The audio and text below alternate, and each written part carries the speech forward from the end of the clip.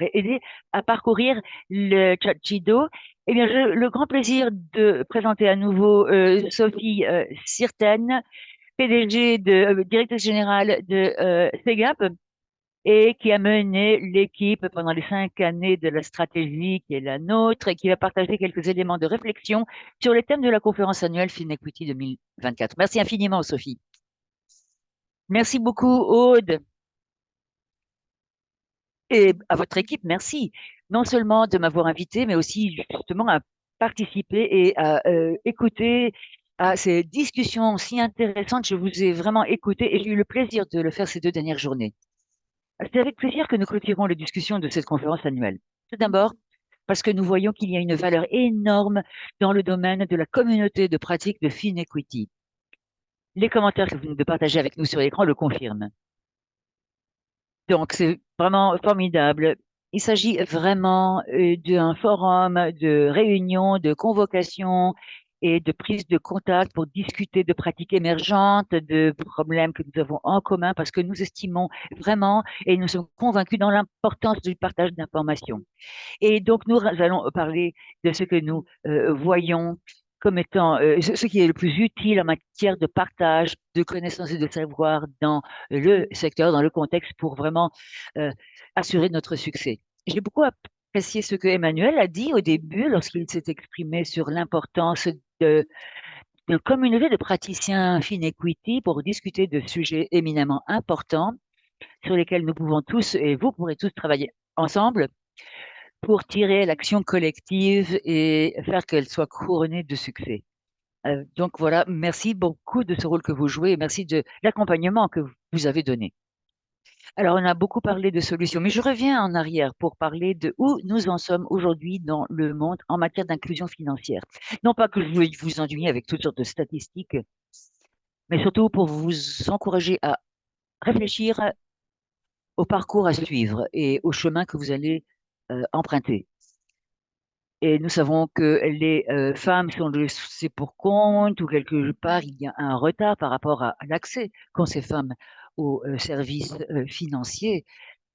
Mais là où il y a eu quand même des progrès, on voit qu'il y a quand même des progrès significatifs dans certains pays sur ce front. Au total, quelques 250 millions de femmes ont accès à des services financiers, ont eu accès à des services financiers au cours de ces 2 dernières années. Mais ce n'est rien comparé au nombre de femmes qui restent complètement exclues sur le plan financier, non seulement en matière d'accès à d'autres produits, mais en matière de revenus. 50 milliards de femmes. Alors, si nous restons sur cette même cadence, à ce même rythme, eh bien, nous ne pourrons pas vraiment rétrécir la brèche de l'inclusion entre hommes et femmes en matière d'inclusion financière.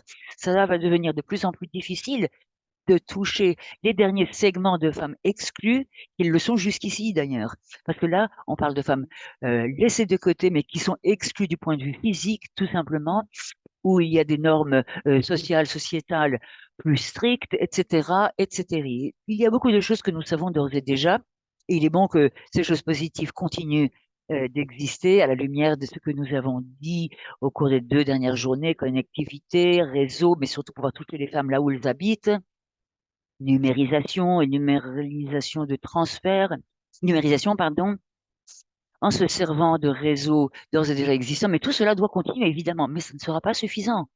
Et nous estimons véritablement que, à cause des normes de genre, tout particulièrement, les entreprises en général n'y arriveront pas. Et il y a davantage de partage de connaissances nécessaires, surtout par rapport, bon, par rapport à ce qui est déjà bon et qui fonctionne, mais pour les pays qui n'ont pas encore progressé sur ce front, c'est tout à fait essentiel. Mais nous savons que nous allons avoir besoin de davantage de volonté, de détermination et d'efforts polyvalents, et par le secteur public et par le secteur privé, pour traiter et systématiquement au niveau des pays les obstacles qui se dressent encore contre l'inclusion des femmes et surtout par rapport aux normes genre dans certains pays.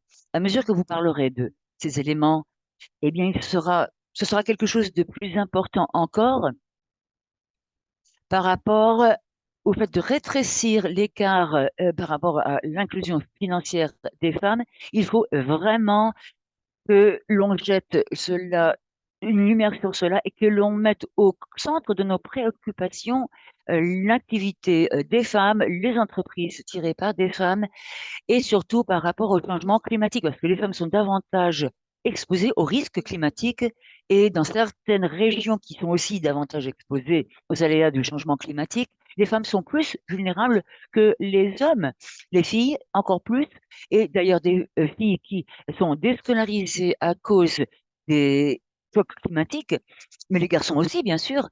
Eh bien, tout ce que nous discutons et avons discuté ces 2 journées nous montre que nous devons équiper les femmes en outils appropriés pour qu'elles puissent se prémunir et résister au choc climatique. Et donc, il faut assurer une résilience et un renforcement de cette résilience. Les femmes peuvent jouer un rôle très important en matière de résilience climatique au niveau de leur pays, de leur région, de leur zone et au-delà. Et nous constatons véritablement que le changement climatique est sans doute est véritablement la menace la plus réelle et la plus palpable quant à l'inclusion financière et évidemment un impact qui pourrait être négatif sur ce que nous avons fait jusqu'ici parce que tout est devenu plus risqué pour les clientes et plus difficile, de plus en plus difficile, et surtout les réactions naturelles des institutions financières, eh bien, est d'arrêter de servir les femmes et d'œuvrer côte à côte avec elles et à leur égard, tout simplement. Et donc, il y a beaucoup de travail à faire. Toutes les autres parties prenantes doivent évidemment s'impliquer par rapport aux défis du changement climatique et pour assurer la résilience et la renforcer, celle des femmes, bien sûr. Et vous savez tous que c'est vrai, et vous en êtes tout à fait conscient.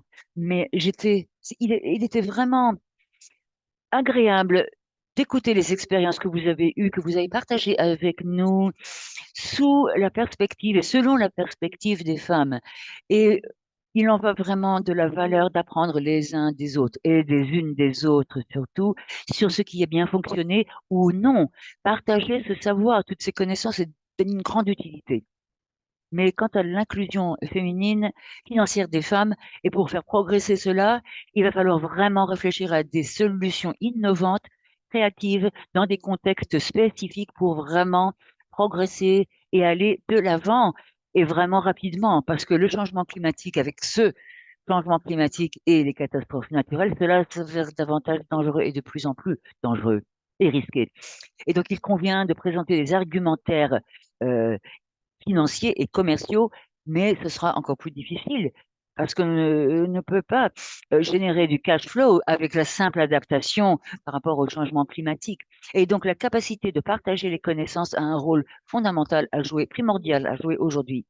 Mais par rapport aux questions que nous avons discutées, que vous avez discutées jusqu'ici, pour tout effort à mener et pour qu'il réussisse cet effort, un accent plus important doit être mis sur des bonnes mesures qui montreront quels sont les résultats et les résultats atteints en se concentrant sur le fait que dans nos communautés, nous devons fixer des objectifs bien au-delà du simple accès aux services financiers et nous concentrer véritablement sur le caractère utile de la chose, les résultats positifs que l'inclusion financière peut générer pour les femmes et pour d'autres clients, bien sûr, et pour les communautés dans leur ensemble. Il me semble que cela est déjà bien compris, que cette question d'accès est essentielle, mais cela ne garantit pas toujours un impact positif pour les femmes, leur ménage et sur l'environnement.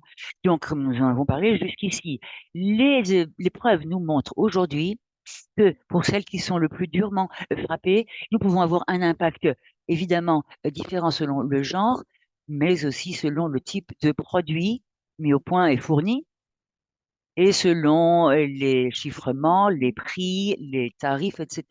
Donc, sans savoir exactement pour qui œuvrent les services financiers, eh bien, les décideurs politiques, les financiers, les prestataires de services financiers ne peuvent rien faire sans que nous puissions concevoir des bons projets, mais aussi être dotés de statistiques suffisantes, faute de quoi on ne pourrait pas vraiment évaluer si oui ou non on a atteint un résultat positif et un impact.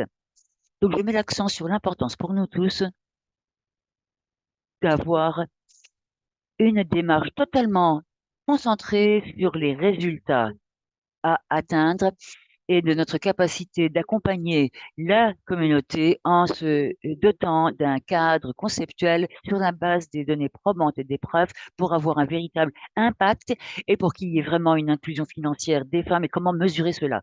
Donc, les données, et cela a été mis en exergue dans les dernières discussions que nous avons eues aujourd'hui, eh bien, cela est fondamental pour pouvoir réussir sur ce côté. On ne peut pas arriver à des résultats si on ne peut pas, si on ne peut pas mesurer. D'abord, si on ne sait pas exactement si les femmes sont touchées, si elles sont invisibles, c'est impossible.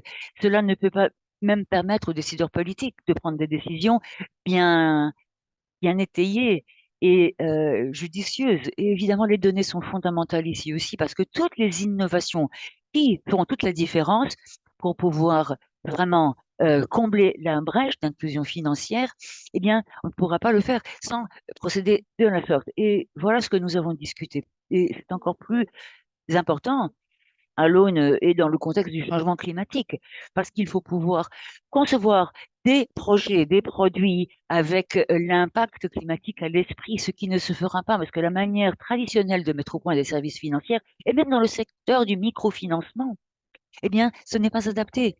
Et ce n'est pas vraiment tout à fait apparié à ce qui a trait au changement climatique. Et pas vraiment, cela ne cadre pas si bien aujourd'hui. Mais en tout cas, vraiment, merci beaucoup pour avoir discuté si bien des différents sujets qui nous intéressent. Et enfin, et non des moindres, il est tout à fait évident que l'innovation et les innovations qui seront réussies doivent être vraiment positives pour surtout combler la brèche d'inclusion financière. Il faut des innovations, de la créativité et surtout se fonder sur des solutions portées par les données, tirées par les données et voir comment, grâce à l'inclusion financière, on pourra rétrécir les écarts entre les hommes et les femmes en inclusion financière. Mais pour monter à plus grande échelle, il va falloir avoir beaucoup de financement. Et évidemment, il y a une raréfaction aujourd'hui du financement et de ressources financières pour l'innovation, surtout dans les marchés émergents. Voilà. Alors qu'il s'agit quand même de financement inclusif qui pourrait vraiment être très dynamique. Et l'écran est gelé. Pendant la discussion, nous avons bien parlé du fait qu'il faut que des politiques idoines soient adoptées pour améliorer le quotidien des femmes. Merci beaucoup des discussions et des débats. Je vous souhaite à tous bonne chance dans cette grande entreprise inédite et pourvu que SIGAP continue d'accompagner vos efforts, mais il faut également tirer des expériences. Il est bon d'écouter vos expériences à vous. Donc, je vous invite vivement à continuer à faire partie intégrante et dynamique de ces mouvements. Merci et au revoir. À l'année prochaine. Merci. Au revoir.